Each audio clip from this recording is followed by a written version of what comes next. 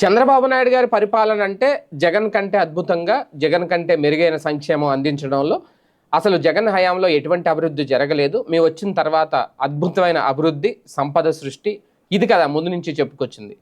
ఈ నేపథ్యంలోనే తాజాగా జగన్మోహన్ రెడ్డి గారు కొన్ని సూటి ప్రశ్నలు అయితే సంధించారు ఎక్స్ వేదికగా. బాబు గారు గతంతో పోలిస్తే ఇప్పుడు ఏం సాధించారు ఈ ఏడాదిన్నరలో అనేది, 15 నెలల్లో అనేది.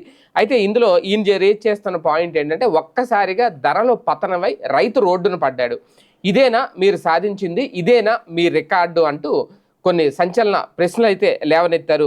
చంద్రబాబు ప్రభుత్వం నిర్లక్ష్య ధోరణి వల్లే ప్రస్తుతం రాష్ట్రంలో రైతులు సంక్షోభాన్ని ఎదుర్కొంటున్నారు అంటూ ఆవేదన వ్యక్తం చేశారు మాజీ సీఎం వైఎస్ జగన్మోహన్ రెడ్డి.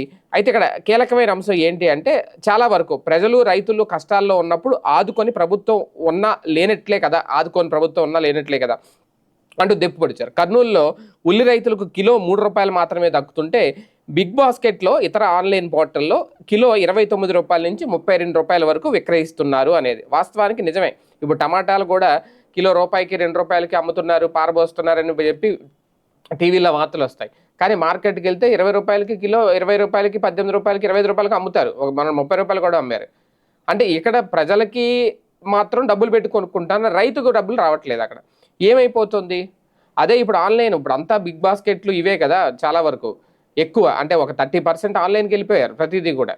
ఇంకా డైరెక్ట్గా వెళ్ళి మార్కెట్కి వెళ్ళేది మిగిలిన 70% వెళ్తున్నారు. ఆన్లైన్లో ఏమైనా తక్కువకి ఇస్తారా? అంటే మధ్యలో ఇక్కడ ఎవరు బాగుపడుతున్నట్టు, అంటే ఎవరిని బాగు చేస్తున్నట్టు?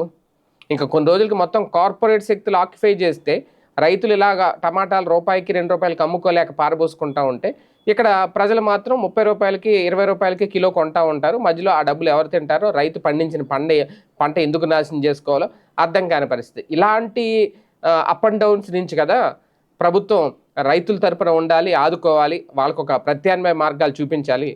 లేనప్పుడు ఇక ప్రభుత్వం రైతులను ఆదుకోలేని ప్రభుత్వం ఎందుకు అనేది ఇది జగన్మోహన్ రెడ్డి గారు నిలదీశారు తాజాగా. మరి దీనికి కూటమి సర్కార్ నుంచి ఏం సమాధానం వస్తుందో చూద్దాం.